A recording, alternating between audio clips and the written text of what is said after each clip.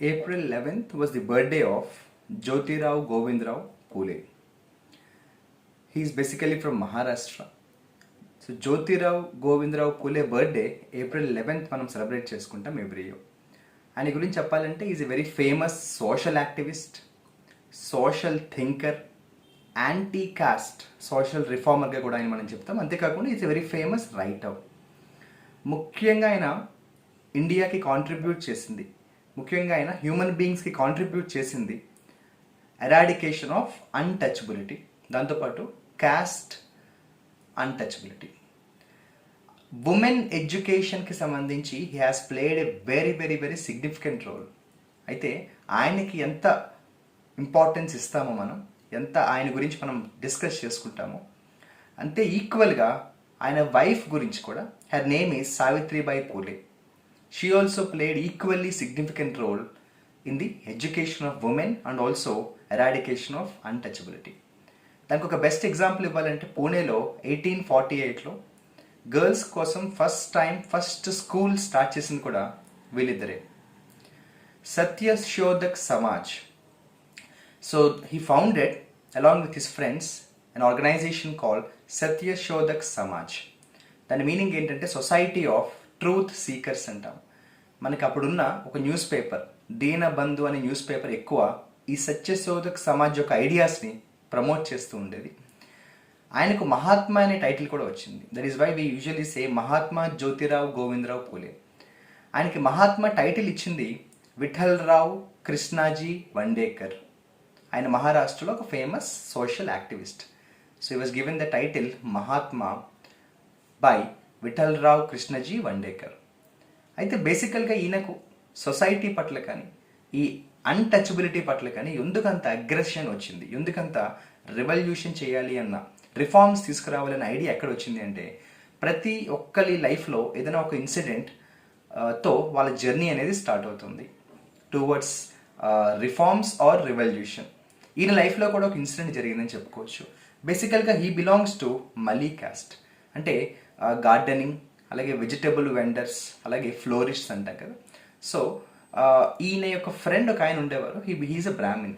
So one day he attended his Brahmin's friend wedding, marriage పార్టీకి వెళ్ళారు. ఆ wedding ఫంక్షన్కి అటెండ్ అయినందుకు ఈయన్ని చాలామంది బ్లేమ్ చేశారు, ఇన్సల్ట్ చేశారు. ఎందుకంటే people like you who belong to this caste, how can you attend wedding of another caste like Brahmin caste. ఇటువంటి ఇన్సిడెంట్స్ ఆయనకి రిపీటెడ్గా జరగడంతో he's very much fed up with the caste system and also untouchability.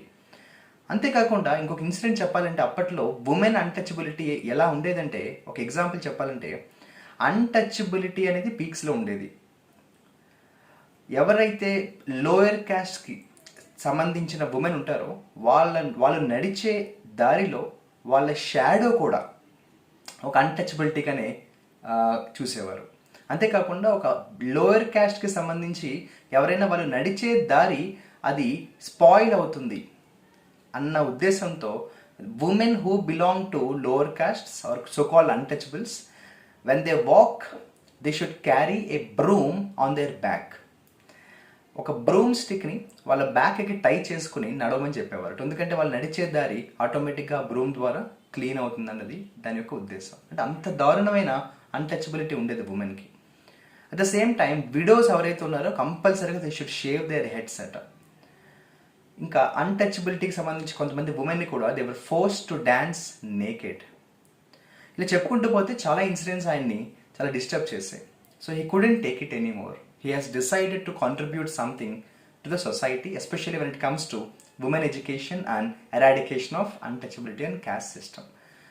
దానికి ఆయన first తీసుకునే step ఏంటంటే వాళ్ళ వైఫ్ని ఎడ్యుకేట్ చేశారు. She is not educated. So he started to educate his wife. వాళ్ళ వైఫ్కి ఎడ్యుకేషన్ చేసి తనకు సంబంధించి సొసైటీ పట్ల అవేర్నెస్ని తీసుకురావడమే కాకుండా how to read and how to write అనే దాన్ని he started from his wife.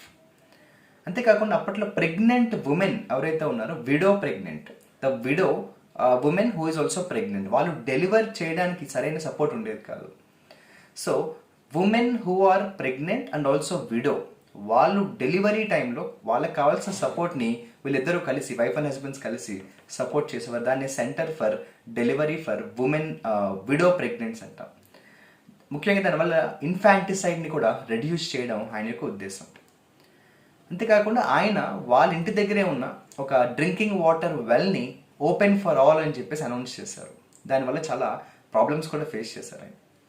అంటే he didn't stick his ideology only to words but also for actions.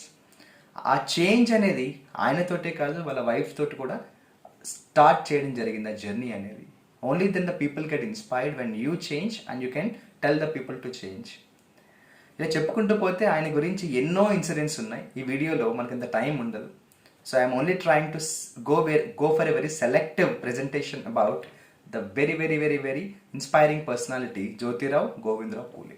ఈయన గురించి మనం లోతుగా చదవాలంటే మనకి ఇండియన్ హిస్టరీలో, మోడర్న్ హిస్టరీలో మనకి ప్రీ ఇండిపెండెన్స్ రిఫార్మర్స్ గురించి చదువుతాము. మన ఇండియాకి సంబంధించి ఇండిపెండెన్స్ రాకముందు మన యొక్క ఐడియాలజీని ఎవరు ఇన్స్పైర్ చేశారు, ఎవరు రిఫార్మ్స్ని తీసుకొచ్చారన్న ఒక లిస్ట్ ఆఫ్ రిఫార్మర్స్ ఉంటారు. అందులో ఈయన గురించి మనం చాలా డెప్త్గా చదువుకుంటాం.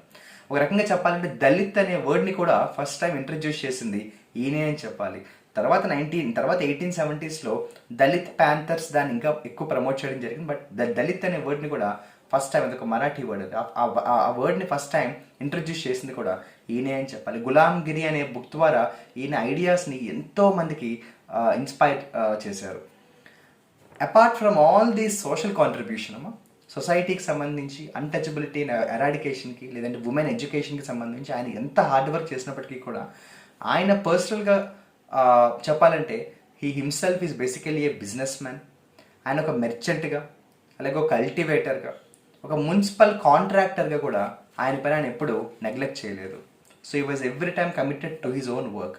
ఆయన మున్సిపల్ కాంట్రాక్టర్గా చేస్తే గవర్నమెంట్ ప్రాజెక్ట్స్కి సంబంధించిన కాంట్రాక్ట్ వర్క్స్ అన్నీ కూడా ఆయన సక్సెస్ఫుల్గా అకంప్లిష్ చేశారు. అందులో కొన్ని ఎగ్జాంపుల్స్ చెప్పాలంటే కట్రజ్ టన్నల్కి కావాల్సిన ఈ కాంట్రాక్ట్ వర్క్ అంతా కూడా ఆయనే చేశారు. ఇప్పటికే మనం మాట్లాడుకునే ఎర్వాడా జైల్ కూడా, ఆ ఎర్వాడా జైల్ కన్స్ట్రక్షన్కి కావాల్సిన కాంట్రాక్ట్ వర్క్ అంతా కూడా ఆయనే చేశారు. ఈయన ఎన్నో బుక్స్ పబ్లిష్ చేశారు, ఎన్నో what we call the news అంట, ఎన్నో న్యూస్ ఆర్టికల్స్ని కూడా ఆయన రాయడం జరిగింది. అందులో సమ్ ఇంపార్టెంట్ వర్క్స్ గురించి చెప్పాలంటే గులాంగిరి, అలాగే సచ్ సర్ అంటాము, అలాగే ఇషారా, అఖండది కావ్య రచన, మానవ్ మహమ్మద్, ఇలా ఎన్నో వర్క్స్ గురించి మనం చెప్పుకోవచ్చు. అందుకే అంబేద్కర్ లాంటి వాళ్ళు కూడా ఆయన్ని గురు అనే పేరుతో కూడా పిలవడం జరిగింది. అంబేద్కర్ ఒకరోజు అన్నారు, he's one of my biggest inspirations and he's one of my gurus అని కూడా ఈయన్ని గురువుగా అంబేద్కర్ లాంటి వాళ్ళు కూడా అనౌన్స్ చేయడం జరిగింది. అందుకే ఈయన్ని మనం ప్రతి year April 11th we have to talk about such a great inspiring social reformer. ఇప్పటికీ మీరు పూణే వెళ్తే మహాత్మా పూలే మ్యూజియం ఉంటుంది, అలాగే మహాత్మా పూలే మండీ కూడా ఉంటుంది. మండీ అంటే ఇట్స్ హ్యూజ్ మార్కెట్ పూణేలో ఇప్పటికీ ఉంటుంది. చాలా చోట్ల, పూణేలోనే కదా ఇండియాలో చాలా చోట్ల ఈయన పేరుతో స్టాచ్యూస్ ఉన్నాయి, అలాగే మ్యూజియంస్, కాలేజెస్, స్కూల్స్ కూడా ఉండడం జరిగింది.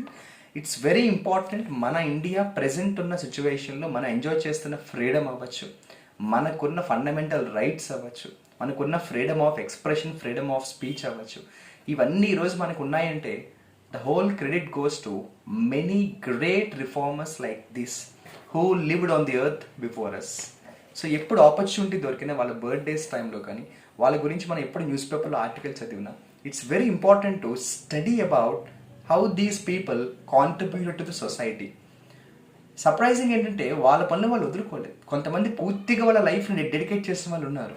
But people like Jyotirao Govindrao Phule they belong to category where they never neglected their work. ఎందుకంటే వాళ్ళు సర్వైవ్ అవ్వాలి అంటే వాళ్ళ బిజీ లైఫ్లో వాళ్ళ నీడ్ ఫర్ సర్వైవల్ కోసం వాళ్ళ పనులు వాళ్ళు చేసుకుంటూ సొసైటీ మీద ఉన్న రెస్పాన్సిబిలిటీని కూడా, సొసైటీ మీద ఉన్న ఇంట్రెస్ట్ని రెస్పాన్సిబిలిటీగా ఫీల్ అయ్యి వాళ్ళ లైఫ్లో మ్యాక్సిమం టైంని వాళ్ళకు వచ్చే ఇన్కంలో మ్యాక్సిమం అమౌంట్ని కూడా స్పెండ్ చేశారంటే this is something a very big inspiration to every common man in India. So this is something about Jyotirao Govindarao Phule which I would like to share with you, and I wish you very good luck and all the best.